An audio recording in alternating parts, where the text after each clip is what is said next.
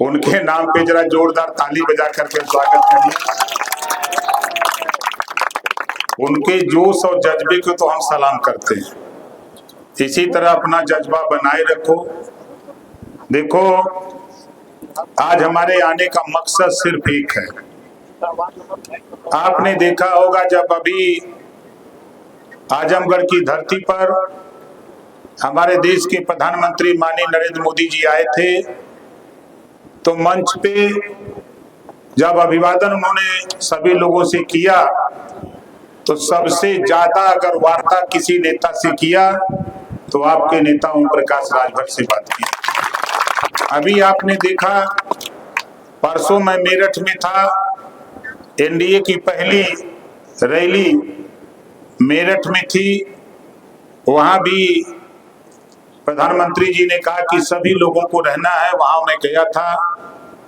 और वहां भी आपने अगर देखा होगा सोशल मीडिया, टीवी, अखबार, मैगजीन में, तो सभी नेताओं से मिलने के क्रम में सबसे ज्यादा समय दिया तो ओम प्रकाश राजभर को दिया मेरठ में। क्यों दिया?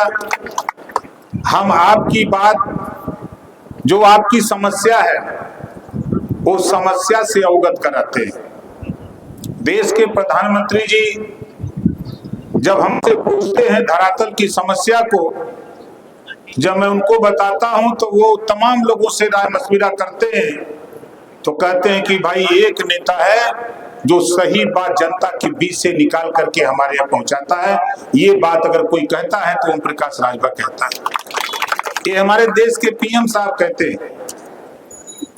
बहुत से साथियों के दिमाग में होगा कि अभी हम लोग समाजवादी पार्टी के साथ थे, ये बात सही थी, पिछले चुनाव विधानसभा का साथ थे।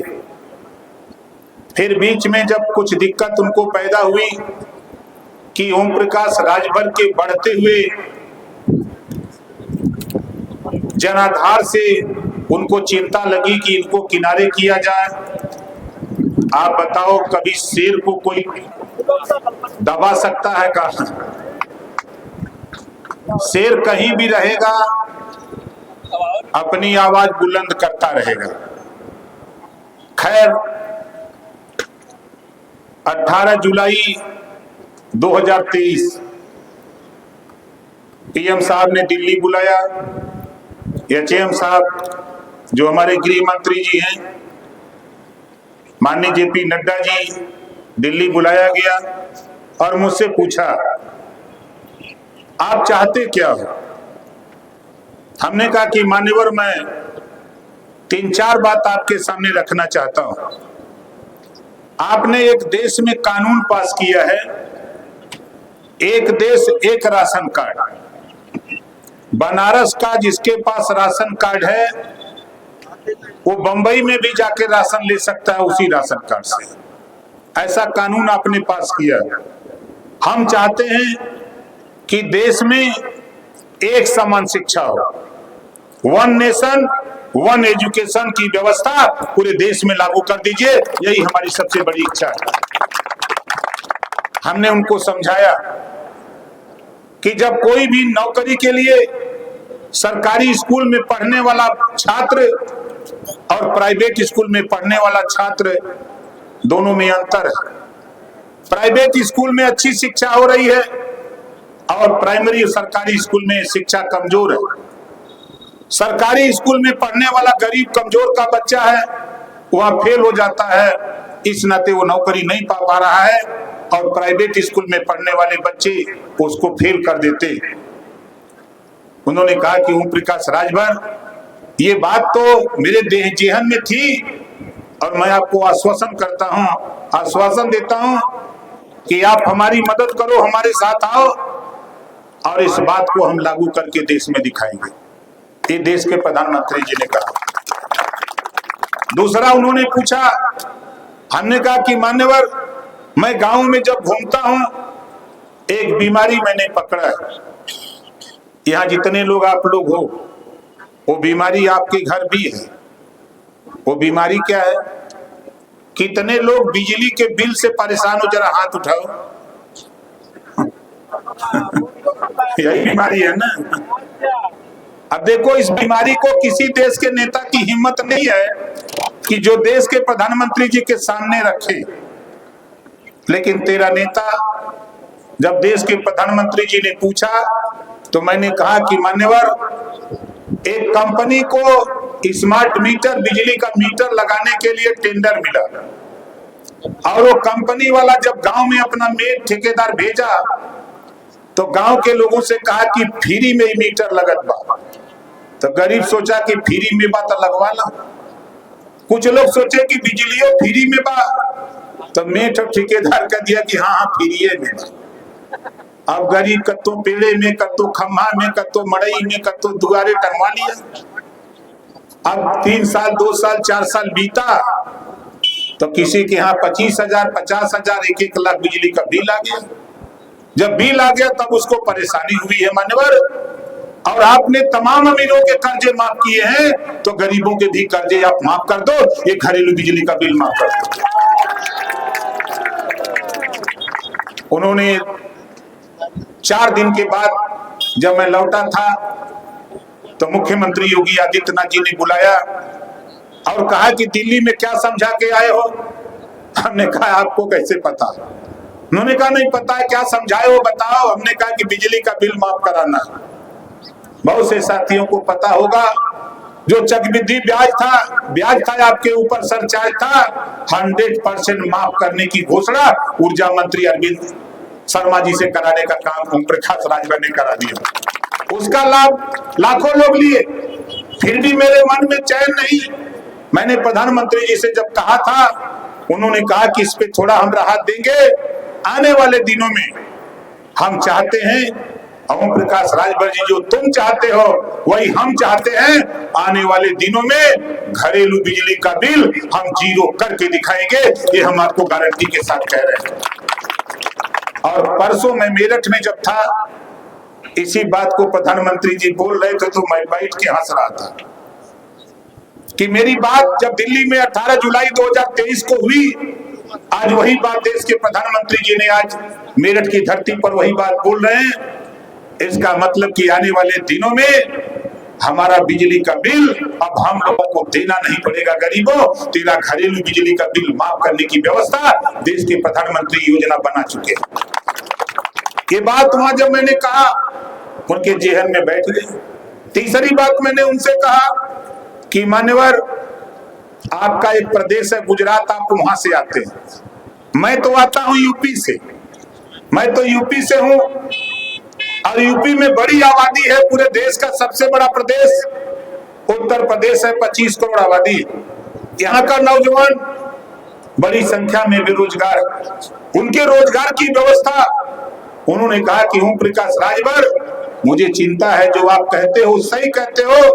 जो रोजगार परक शिक्षा की बात जब मैंने उनसे कहा, उन्होंने कहा कि जब 4 से बात करते हो 5 से, हम कक्षा 6 से रोजगार परक शिक्षा हम नई शिक्षा नीति में लेकर के आ रहे हैं कि गरीब जब अपने अपने घर, अपने अपने आसपास जब विद्यालयों में पढ़ेगा तो उसको रोजगार परक शिक्षा दी जाएगी। अब उसको बाहर नहीं जाना पड़ेगा, उसको पैसा देकर उसके गांव में, उसके घर में ही रोजगार करने का व्यवस्था कराई जाएगी। ये बात देश के प्रधानमंत्री जी ने कहा। ये बात हिम्मत नहीं पड़ती। जब मैं बोल रहा था तो तमाम नेता थे वहां, हमसे कुछ लोग धीरे धीरे करे कम बोलिए। हमके देखो भाई, हमारी आदत, हम तो बहुत बोलते हैं। हम जब बोलते हैं तो बहुत बोलते हैं, नहीं बोलते तो सुनते हैं। हम तो आपसे कहने आए भाई कि आप बताओ, हम तो यहाँ माइक मंच लगाए हैं नेताजी लोग और ये लोग भाषण दिला रहे हैं। पहले तो आप बताओ, आप लोगों की आशीर्वाद से हम विधानसभा 7 साल से हैं, दूसरे टर्म में। विधानसभा में आपकी लड़ाई ओम प्रकाश राजभर ने 403 विधायकों में ओम प्रकाश राजभर ने सदन में तेरी लड़ाई लड़ा कि नहीं लड़ा? कितने लोगों को पता है? जरा हाथ उठाओगे आप लड़ा है। और आपको बता दूं, हमारे 2-4 साथी हैं बनारस के, जिनको पता नहीं है, आपको गुमराह करते हैं। पिछली सरकार तो छोड़ दीजिए, इस सरकार की बात अगर हम करें तो भर राजभर को एसटी में ले आने की गुमराहियत पैदा करने वाले लोगों, 17 जिले का सर्वे सीएम योगी आदित्यनाथ जी से करवा दिया हूं। 100 संस्थान में फाइल गई है और ये तेरी बात एसटी में शामिल करने की देश के गृह मंत्री और प्रधानमंत्री के सामने रखा हूं। यहाँ जनता के बीच में नहीं बोलता। वहां भी तेरी आवाज बना दिया हूं, वहां भी बता दिया हूं। उन्होंने कहा है कि हम भी फोन किया है, सीएम साहब ने, हमारे गृह मंत्री जी ने फोन किया सीएम साहब को कि देखो ये राजभर का मामला है, इसको जल्दी भिजवाओ। दुर्भाग्य हुआ, काम चालू हुआ 100 संस्थान और पूरा नहीं हुआ, तब तक साथी आचार संहिता लग गई। और मेरी कोशिश है, आप बताओ सदन में अगर ओम प्रकाश राजभर अंदर नहीं होता तो बताओ क्या सर्वे होता? क्या सर्वे होता? नहीं होता। लेकिन हमारे 2-4 साथी है जो गुमराह करते हैं। हम उन साथियों से कहना चाहूंगा, अगर आपके पास विवेक और बुद्धि है तो ये सोच लो कि सदन के अंदर ही रह करके नेता तेरी लड़ाई लड़ करके तुझे आरक्षण दिला सकता है, वरना सदन के बाहर नहीं दिला सकता है। और ये ओम प्रकाश राजभर हम आपके लिए हैं। आपने देखा हम आपके लिए बराबर लड़ते हैं और हम तो चाहते हैं कि चुनाव बीतेगा, सरकार बनेगी, सदन अगला सदन चलेगा, उसके बाद विधानसभा में यहां से प्रस्ताव भिजवाकर उत्तर प्रदेश में 1 सीट हमको मिली, लोकसभा घोषित सीट मिली है। वहां पार्टी के नेताओं ने डॉक्टर अरविंद राजभर को प्रत्याशी बनाया है और वहां के लोगों ने मन बनाया है, भारतीय जनता पार्टी, निषाद पार्टी, अपना दल के साथी मन बनाए हैं कि डॉक्टर अरविंद राजभर को दिल्ली की पार्लियामेंट में भेज करके हम वहां बहस कराएंगे आरक्षण के सवाल पे। ये घोषी की जनता वहां के लोग कर रहे हैं, भारतीय जनता पार्टी के लोग वहां काम कर रहे हैं और हमारे साथी लोग गुमराह कर रहे हैं। आप देख सुन लो साथी, ओम प्रकाश राजभर बनने के लिए पहले 14 साल गांव-गांव घूमो। ओम प्रकाश राजभर आज 22वां साल है। पूरे बनारस तो छोड़ दो, पूरे देश में चुनौती देता हूं। कोई माइक लाल नहीं कह सकता कि ओम प्रकाश राजभर किसी से थाने की दलाली किया हो, किसी से 1500 रुपया पार्टी चलाने के लिए मांगा हो। ओम प्रकाश राजभर पैसा तो लेता है, हम तो 2 लाइन का दोहा बना के लेते हैं, मांगो उसी से जो दे दे खुशी से और कहे ना किसी से। हम ऐसे लोगों से लेते हैं और लेके पार्टी चलाते हैं। आज साथियों आप सोच लो, प्रदेश तो छोड़ दो, भारतीय समाज पार्टी को आज देश की राजनीति में लाके खड़ा कर दिया। बोलो सही बात है कि गलत है? बहुत नेता राजनीति किए, लेकिन आज अगर कोई टेलीविजन पर अगर कोई डिबेट बैठता है, जब तक राजभर जी का नाम नहीं आता है तब तक डिबेट भी सफल नहीं होता। ये हाल है। कोई अखबार उठा के देखो, मैगजीन देखो, भारत तो छोड़ो, दुनिया की समाचार agency British broadcasting corporation of London, जिसको आप बीबीसी लंदन कहते हो, वहां से समाचार प्रकाशित होता है, पूरी दुनिया को बता रहा है। आज चाहे पाकिस्तान हो, चीन हो, रूस हो, जापान हो, अमेरिका हो, जो अच्छी मैगजीनें छपती हैं, जो विदेशों में जाती हैं, उन मैगजीनों में तेरे नेता की खबर, तेरे नेता की विचारधारा पूरे देश में फैल रही है। उन समाचार छप रहे, वहां छप रहे समाचार, और लोग जब पढ़ते हैं तो जो हमारे भारत के साथी विदेशों में हैं, वो फोन करते हैं कि नेताजी आपकी खबर आज छपी है, आज फला मैगजीन में छपी है, आज फला अखबार में छपा है। लोग वहां से हमको व्हाट्सएप करते हैं, तो मुझे लगता है कि हम लोग सही दिशा की तरफ चल रहे हैं, हम लोग सही दिशा की तरफ चल रहे हैं। और आज वो आपको गारंटी के साथ कह रहा हूं साथी कि ओम प्रकाश राजभर कोई माइकलाल धरती पर खरीद नहीं सकता, ये नोट कर लेना, कोई नहीं खरीद सकता। एक उदाहरण मैं आपको दूंगा भी, जब दिल्ली में सीट बंटवारे की 2 मार्च को बात हो रही थी तो मैं 3 सीट मांग रहा था। तो ये हुआ कि गृह मंत्री जी ने कहा कि भाई 3 आप लोग ले लोगे तो सब लोग मांगने लगेंगे, एक काम करो कि कुछ कम करो। तो कम करते करते 1 सीट मिली लोकसभा की घोषी। तो हमने सोचा कि अब दाव एक और लगा लें। हमने कहा कि नहीं लोकसभा दे सकते हो तो 2 एमएलसी दे दो भैया। तो उन्होंने कहा कि फिर गड़बड़ कर रहे हो, 2 मत मांगो, 1 मांगो। 1 दे दिया। मैं नहीं जानता था कि एमएलसी की इतनी बड़ी कीमत होती है। पूर्व मुख्यमंत्री के बेटे, तमाम उद्योगपति उस एमएलसी सीट को खरीदने के लिए हमारे यहाँ लाइन लगा लिए। ओम प्रकाश राजभर ने एक शब्द कहा, एक लाइन, यहाँ बिकाऊ माल नहीं है, जहां बिकता है जाके खरीदो।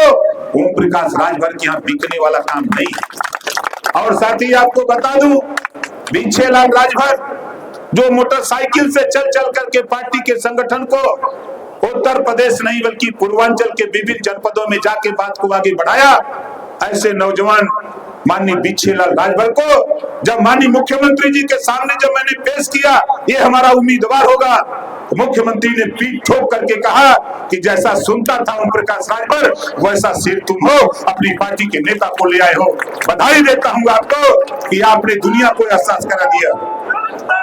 ये स्थिति साथियों, हम आपसे कहना चाहते हैं कि ओम प्रकाश राजभर आज इधर जो आया, आपको आश्चर्य होगा, पीएमओ दफ्तर से फोन आया, वहां से मुझे बताया गया कि प्रधानमंत्री जी का निर्देश है कि 1 और 2 तारीख को आप जाओ बनारस। हमने पूछा काम बता दो, कहा वहां जाकर के थोड़ा घूम आओ। हमके घूमने तो हम नहीं जाएंगे। उन्होंने कहा कि थोड़ी 2-4 सभा कर दो, खबर तो दे दो, अपने शेरों को जगा दो, तेरे पास बहुत शेर है और वो शेर जग जाएगा तो फिर उसको कोई सुला नहीं सकता है, और ये शेर जग करके मोदी जी को प्रधानमंत्री बनाने का काम करेगा। फिर मैंने यहाँ के नेताओं से बात की कि भाई देखो, ऐसा उधर से निर्देश है और आप लोग 2-4 कार्यक्रम लगा लो। तो कल साथी 4 कार्यक्रम लगा था, आज भी कार्यक्रम अभी हम लोग करके आ रहे हैं, उसके पहले करते हुए अभी भी आगे कार्यक्रम है। तो हम तो आज एक मकसद लेके आए। हम इस बार, अभी कल मैं अर्दली बाजार में भाषण दे रहा था और वहां हमको अंदाजे सैकड़ों मुस्लिम भाई जुटे थे। हमने कहा कि देखो भाई, यहाँ बनारस में कांग्रेस को तो जीतना नहीं है, आप बताओ कांग्रेस जीतेगी क्या? यहाँ जोर से बोलो, नहीं जीतेगी। बसपा जीतेगी? नहीं जीतेगी। फिर लड़ाई कहाँ है? लड़ाई कहीं नहीं है। और ये कदू सत्य है। इस बार हमने मन बनाया है, हमारे आने का मकसद, कल मैंने मुसलमान भाइयों से भी कहा कि देखो, हमको जब विभाग मिला, पहले जब मंत्री नहीं बने थे तब तमाम विरोधी हमको, हमारे नेताओं को, हमारे वोटरों को कहते थे अब तो हर नेता खत्म, अभी कुछ न कह पाए। पत्रकार भाई भी परेशान थे कि क्या भाई नेताजी कब मंत्री बनेंगे। जब मंत्री पद की शपथ ले लिया तब विरोधी कहा कि अभी शपथ तो ले लेना, विभाग बढ़िया न मिली। अब जब विभाग बढ़िया मिल गया, पंचायती राज, जब पंचायती राज की विभाग मिला तो पूरे 75 जिले के प्रधानों में खुशी की लहर दौड़ गई कि अब एक मजबूत नेता के हाथ में पंचायत राज विभाग गया हुआ है, अब हम लोग भी मजबूती से मंत्री से मिल करके अपना कल्याण करा सकते हैं और जनता का विकास कर सकते हैं। ऐसा संदेश हमारे प्रधान जिला पंचायत, क्षेत्र पंचायत के बीच में गया। दूसरा विभाग मिला, अल्पसंख्यक कल्याण, वक्फ बोर्ड और हज विभाग। तब विरोधी के लोग क्या कहने लगे, ये तो बड़ा विभाग पा गया, लेकिन चला न पाई। अब चला न पाई, अब वो लोग के क्या पता था। ओम प्रकाश राजभर अभी विरोधी को पता नहीं, हम जिस महाराजा सुहेलदेव जी के वंशज हैं, विरोधी में किसी की औकात नहीं, किसी नेता की, जो हमारे महाराजा सुहेलदेव जी ने 40 किलो की तलवार चलाया है, 40 किलो की। अब विरोधी से तो उठबे न कहीं, आज विरोधियों से तो उठेगी नहीं वो तलवार 40 किलो की। ये क्या मुकाबला करोगे? ये ओम प्रकाश राजभर है। पूरे देश की राजनीति में अगर चर्चा है तो सबसे ज्यादा चर्चा भारतीय समाज पार्टी ओम प्रकाश राजभर की चर्चा है। बोलो सही कह रहा हूं, गलत कह रहा हूं? क्यों चर्चा है? हम लोग एकदम ठोक के बोलते हैं, जैसे नहीं कहते हैं कि भाई एकदम। तो हमारा मकसद साथियों, हमने जो वादा किया है प्रधानमंत्री जी से, जब अल्पसंख्यक विभाग मिलने के नाते हमने मुसलमान भाइयों से कहा कि देखो बहुत बढ़िया मौका है, कांग्रेस जीतेगी नहीं, सपा बसपा जीतेंगे नहीं, आप वोट दे के क्या करोगे? आप अपना विकास चाहते हो, आप अपना भला चाहते हो, तो मैं कहता हूं कि एक बार सब लोग मिल करके मुसलमान भाइयों मजबूती से एक एक वोट मोदी जी को दो और 543 जो लोकसभा के चुनाव हो रहे हैं, सबसे ज्यादा वोट से अगर देश में कोई जीते तो माननीय नरेंद्र मोदी जी को जीता करके संदेश देने का काम करो।